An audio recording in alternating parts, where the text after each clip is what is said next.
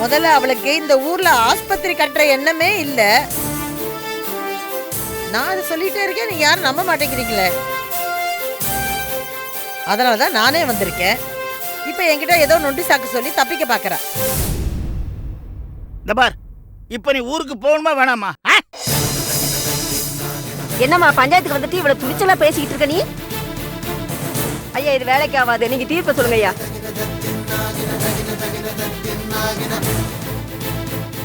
கையெழுத்து போடாம நீ ஊரை விட்டு எப்படிமா போவேன்?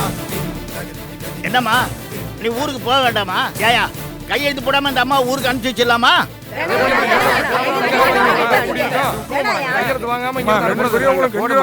கையெழுத்து போடுமா?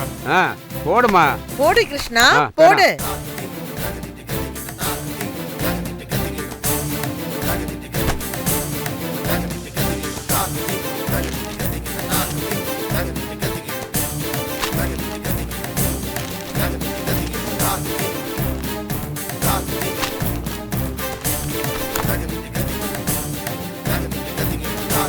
கை நாட்டு, கை நாட்டு.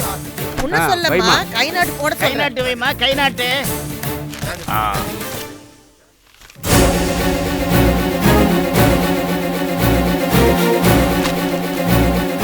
ஆனா எல்லா பேச்சிலையும் வாங்கினீங்கன்னு முறைக்கிறேன்.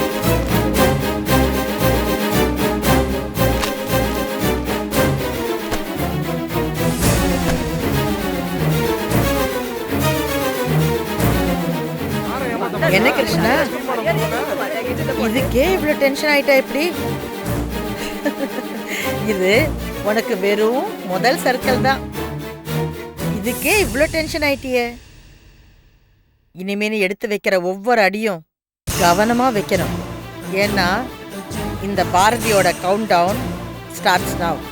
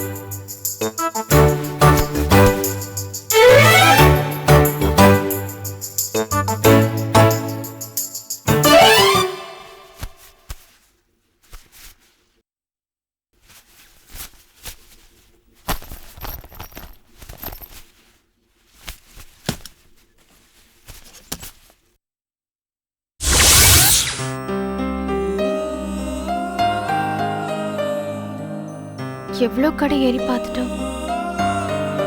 அந்த புடவை மாதிரி ஒரு கடையிலையும் கிடைக்கலையே. இப்ப என்ன பண்றது? புதுசா வாங்கி தரலான்னு பார்த்தாலும் முடியல. ஓட்டு விழுந்த புடவையை எப்படி கொடுக்க முடியும்? ஒண்ணுமே புரியலையே. ஐயோ, அவங்க வீட்டுல தப்பா நினைக்க மாட்டாங்க. இப்ப என்ன பண்றது?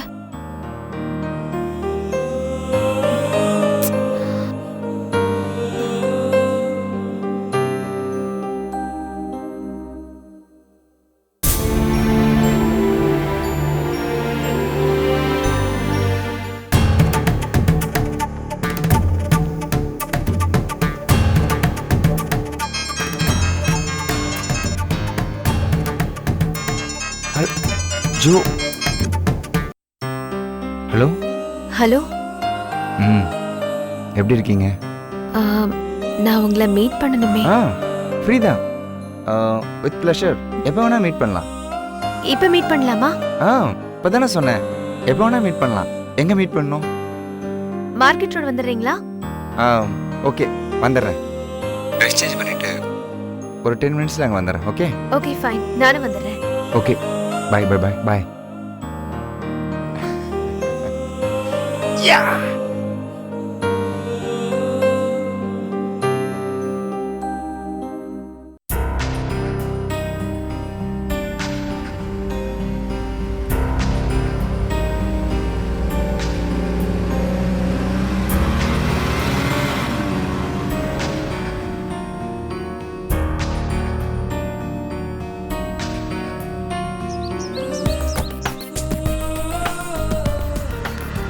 Hi Joe. நீங்கள் கூப்பிடுவீங்கன்னு நான் நினைக்கவே இல்லை. நானும் அப்படி ஆகும்னு நினைக்கவே இல்லை. இங்கே பாருங்க, நினைக்கிறது மட்டும் நடக்காது. கரெக்ட் தான். நினைக்காத மாதிரி இவ்வளோ நடக்கும்னு நானும் நினைக்கவே இல்லை. சரி, நடந்துருச்சு. சொல்ல வேண்டியது தானே. அதை எப்படி சொல்றதுன்னு தான் தெரியல. சொல்லணும்னு கூப்பிட்டீங்க, நான் வந்துட்டேன். சொல்லிதானே ஆகணும், சொல்லுங்க. ஆமாங்க, ஆனா அது ஒரு தப்பு நடந்து போச்சு. இங்க பாருங்க, இதெல்லாம் தப்பு நினைச்சதான் தப்பு. நிறுத்துப்பா. அது இல்லைங்க, அவசரத்துக்கு உங்க அம்மாவோட புடவையை கொடுத்து உதவி பண்ணீங்க. ஆமா, நான் தான் உங்க சேரையில சேரடிச்சேன். நான் தானே உங்களுக்கு ஹெல்ப் பண்ணோம். அதை நான் கரெக்டா திருப்பி தரணும்ல. இது என்னங்க பெரிய விஷயம், பொறுமையா கொடுங்க, ஒன்றும் அவசரமே இல்லை. உடனே திருப்பி தர முடியாத மாதிரி தப்பு நடந்து போச்சுங்க. என்ன சொல்றீங்க? அந்த புடவையோட வீட்டுக்கு போய் பீரோல வச்சேன். அத என் அக்கா கட்டினா. நான் கட்டக்கூடாதுன்னு தான் சொன்னேன். எனக்கும் வீட்டில் இருக்கிறவங்களுக்கும் பெரிய சண்டை ஆயிடுச்சு. இதுல என்னங்க தப்பு இருக்கு? புடவை நல்லா இருந்தா யாருமே கட்டணும்னு தான் ஆசைப்படுவாங்க. கட்டி பார்த்தாங்க, அயன் பண்ணும்போது அப்போ இந்த மாதிரி கருகிடுச்சு. அதான் என்ன பண்றதுன்னு தெரியாம உங்களை வர சொன்னேன். அப்போ இதுக்கு தான் என்ன கூப்பிட்டீங்களா? ஆமாங்க. இல்ல வேற எப்படி சொல்றது, இப்படி ஆகவும் நினைக்கல, உங்களை பார்க்கணும் அப்படின்லாம் சொன்னீங்களே, அப்போ அது எல்லாமே இதை பத்தி தான் பேசினேன். ஏதோ தப்பு நடந்துருச்சுன்னு சொன்னீங்களே, அது அதுவும் இதுதான். இதானா அந்த பெரிய இடம்? ஓ, புடிச்சாலும் புடிச்சா புளியங்கொம்பாதான் புடிச்சிருக்கா? விட மாட்டேனே. இதே மாதிரி சாரி நான் வாங்கி கொடுக்குறேன். சரி, நீங்களே வாங்கி கொடுங்க. நீங்க தான் கடமை அது இதுன்னு சொல்லுவீங்க. பரவாயில்லையே, உங்களுக்கு சிரிக்க விட்டு தெரியுது. ஏங்க, ஒரு சின்ன விஷயத்துக்கு உங்க ஃபேஸ் ஏங்க இவ்வளோ டல் ஆயிடுச்சு? ரொம்ப தேங்க்ஸுங்க. எதுக்கு? நீங்க கூப்பிட்டோன்னே என்னென்னமோ சொல்லுவீங்கன்னு ஆவலா வந்தேன். சரி, ஓகே, அதெல்லாம் விடுங்க. உங்களை எங்க டிராப் பண்ணணும்னு சொல்லுங்க, டிராப் பண்ணிடுறேன். இல்ல, ஆக்சுவலி என் ஃப்ரெண்ட் வீடு தான் இது. ஓ, அதனால தான் நான் உங்களை இங்க வர சொன்னேன். ஒன்றும் பிரச்சனை இல்லை, நான் போய்க்கிறேன். நீங்க கிளம்புங்க. ஓகே, பாய் பாய்.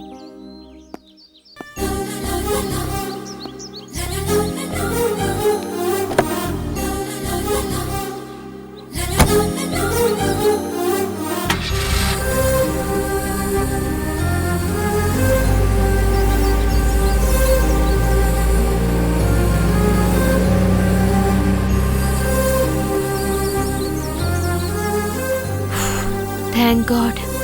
இதை எப்படி அர்ஜுன் ஏத்துக்குவாருன்னு நினைச்சிட்டு இருந்தேன். நல்ல வேளை,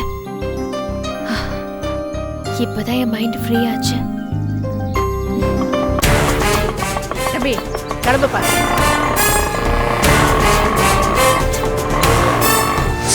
ஏய் பிரியா, இந்த வேலையெல்லாம் கொஞ்சம் செய்யேண்டி.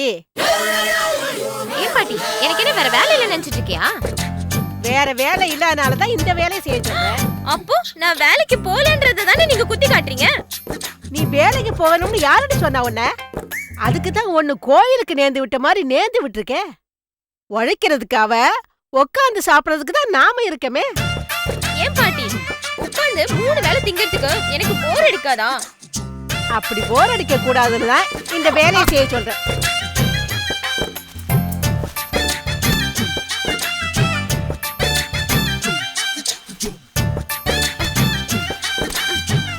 ஒரு ஏர் ரோஸ்டர் வச்சுக்கிட்டு இப்படி என்ன கீரை கிள்ள வச்சிருக்காங்க.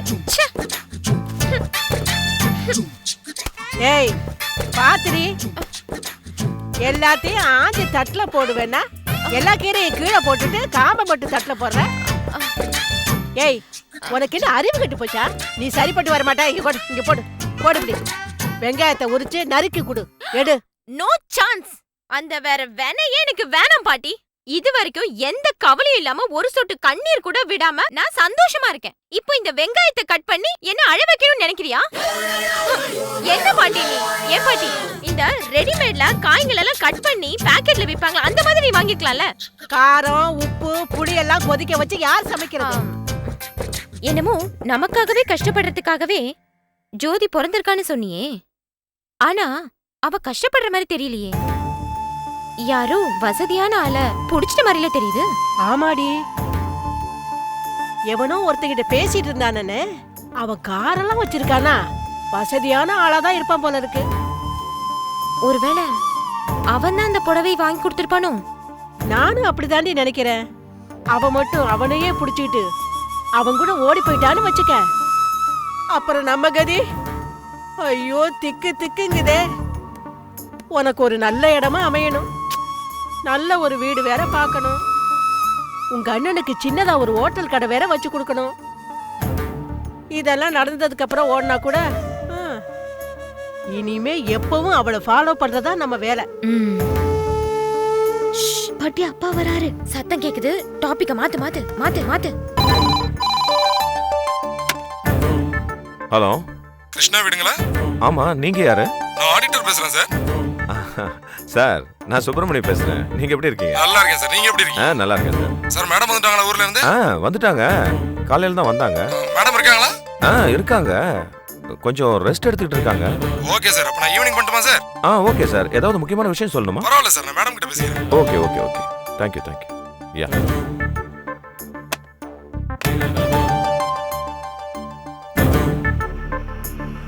காலையில ஊர்ல இருந்து வந்தா என்ன ஆச்சு ஏதாச்சுன்னு புரியல. யாருக்கிட்டையும் ஒட்டாமையே இருக்காளே. என்னவா இருக்கும்?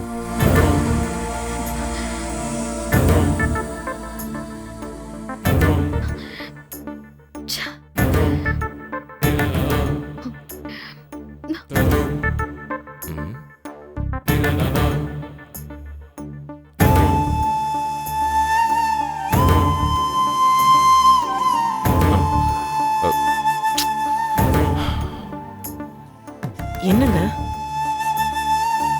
இல்ல, கிருஷ்ணா ஊர்ல இருந்து வந்தா ரூமுக்குள்ள போனா ரொம்ப நேரம் ஆச்சு, வெளியில வரவே இல்ல.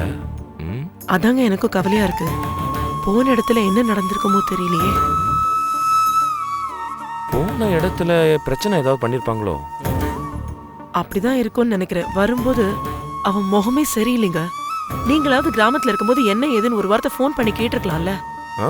போன இடத்துல கிருஷ்ணா என்ன நிலைமையில இருப்பாளோன்னு தெரியாம தான் நான் ஃபோன் பண்ணாம விட்டுட்டேன். தப்பு பண்ணிட்டேன். நானும் அவன் கூட போயிருக்கணும். சரி, ஒன்று பண்ணுவோம். உள்ள போய் பார்ப்போம். தூங்கிக்கிட்டு இருந்தா பேசாம விட்டுருவோம். இல்லைன்னா டீ காஃபி வேணுமாங்கிற சாக்குல என்ன விஷயம்னு கேட்டு தெரிஞ்சுக்கலாம். ஓகே? அதுவும் சரிதாங்க. வாங்க போலாம். ஏய் இரு இரு, வெயிட் வெயிட்.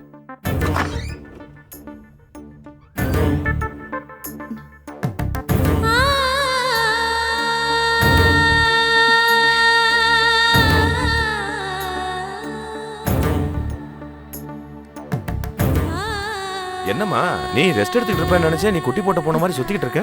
இனிமே எனக்கு ரெஸ்ட்ங்கிறதே கிடையாது சித்தப்பா. என்ன கிருஷ்ணா, உன் முகத்துல ஒரு கோவம் தெரியுது. அந்த கிராமத்துல அப்படி என்னதான் நடந்துச்சு?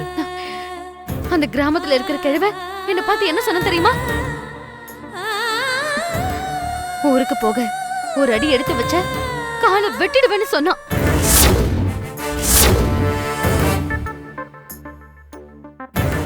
காலை வெட்டுவேன் சொன்னானா? அவ்வளவு திமிர அந்த கிழவனுக்கு? ஆமா, எதுக்காக அந்த மாதிரி சொன்னா? இதோ பாரு கிருஷ்ணா, நீ உடனே கிளம்பி என்னோட கிராமத்துக்கு வா. அவன் எப்படி காலை வெட்டுறான்னு நான் பாக்குறேன். ஏங்க, நீங்க வேறங்க, கொஞ்சம் சும்மா இருங்க. அவளே நொந்து போய் வந்திருக்கா.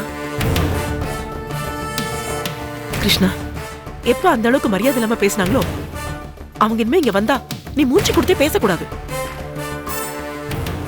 ஹாஸ்பிட்டல்ல பேச்சு எடுத்துக்கிட்டு அவங்களை இந்த பக்கம் வராதீங்கன்னு சொல்லிடு. நீ சொல்றதுதான் கரெக்ட். பாம்பு கடிச்சு பல்லி கடிச்சு டவுனுக்கு தூக்கிட்டு போற வழியிலே அவங்க சாவட்டும். நமக்கு தான் ஹாஸ்பிட்டல் கட்டணுன்ற எண்ணமே இல்லையே. இல்ல கிருஷ்ணா? இது வரைக்கும் நான் அப்படிதான் நினைச்சிட்டு இருந்தேன் சித்தப்பா. இப்பதான் மனசை மாத்திக்கிட்டேன். அப்போ சொந்த காசை போட்டுதான் அந்த பரதேசிங்களுக்கு ஹாஸ்பிட்டல் கட்டி தர போறியா? கட்டித்தான் ஆகணும் சித்தப்பா. என்னம்மா சொல்ற நீ? அந்த கிராமத்தானுங்க ஏதாவது பண்ணிடுவானுங்கன்னு நீ பயப்படுறியாமா? பயம் இல்ல சித்தப்பா. ஹாஸ்பிட்டல் கட்டி ஆகணுங்கிற நிலைமைக்கு நான் வந்துட்டேன். அப்படி என்ன மாட்டி விட்டது அந்த பாரதி தான். ஏன் விரல வச்சு ஏன் கண்ணியை குத்திட்டா? பண்ணுவாங்க, அவங்க எல்லாம் பண்ணுவாங்க. நம்மளே சந்தை சிரிக்க வச்சவங்க தானே அவங்க. ஓஹோ, இதெல்லாம் அவங்க பண்ண வேலை தானா? ஆமா சித்தப்பா. எனக்கு முன்னால அந்த கிராமத்துல பாரதி போய் உட்கார்ந்துட்டு இருக்கா. என்ன பழி வாங்கறதுக்காக எவ்வளவு மும்மரமா வேலை பார்த்துட்டு இருக்கா தெரியுமா? அட என்னங்க என்ன, முதல்ல அவளுக்கு இந்த ஊர்ல ஆஸ்பத்திரி கட்டுற எண்ணமே இல்ல. நான் அதை சொல்லிட்டே இருக்கேன், நீ யாரும் நம்ப மாட்டேங்கிறீங்களே. அதனாலதான் நானே வந்திருக்கேன். இப்ப என்கிட்ட ஏதோ நொண்டி சாக்கு சொல்லி தப்பிக்க பாக்குறா. பார், இப்ப நீ ஊருக்கு போகணுமா வேணாமா? ஹாஸ்பிட்டல் கட்டுற விஷயத்துல என்ன மாட்டி விட்டுட்டு முழுசா அவங்க ஜெயிச்சுட்டு தான் நினைக்கிறாங்க. ஆனா கண்டிப்பா இல்ல. எங்க அம்மா பேர்ல ஹாஸ்பிட்டல் கட்டுறதுல எனக்கு பூர்ண திருப்தி தான். அதனால பல பேருக்கு நல்லது நடக்கும். ஊர் ஜனங்கள வாழ்த்துவாங்க. எங்க அம்மாவோட ஆத்மாவும் சாந்தி அடையும். ஆனா அந்த துளசி போட்ட கண்டிஷன் தான் என்னால தாங்கிக்கவே முடியல. ஹாஸ்பிட்டலுக்காக ஆரம்பிக்கிற ட்ரஸ்ட்ல அந்த பாரதிய ட்ரெஷரரா போடணுமா?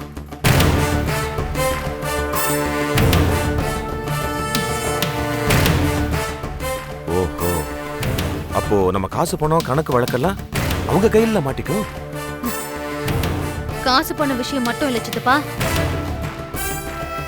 நம்ம ஏதாவது பண்ணணும்னு நினைச்சாலும் சட்டம் பேசி குறுக்க நின்னு தடை போட்டுருவாங்களே. பாரதி தான் சட்டம் படிச்சவளாச்சே. அட ஆமா இல்ல. ஆனா அந்த துளசியும் லேசப்பட்டவே இல்ல. அவங்க ரெண்டு பேரும் பிளான் பண்ணி தான் ஏதோ செய்யறாங்க கிருஷ்ணா. என்ன பிளான் பண்ணி என்ன பிரயோஜனம்? அவ அப்பனை துரத்தின மாதிரி இவளையும் துரத்தியாச்சுல்ல. இப்ப இவளும் உயிரோட இருக்காளோ இல்லையோ, இந்த கிருஷ்ணாவை எதிர்த்தா புடி மண்ணுதான். சும்மா சொல்லக்கூடாது வித்யா. உங்க அப்பா கிருஷ்ணான்னு சாதாரணமா பேர் வைக்கல. கிருஷ்ணா, உண்மையிலுமே நீ ஒரு பெரிய அவதாரமா. இந்த அவதாரம் தான் அந்த ராமுக்கு வைக்க போற கொள்ளி. இத அணையாம பாத்துக்க.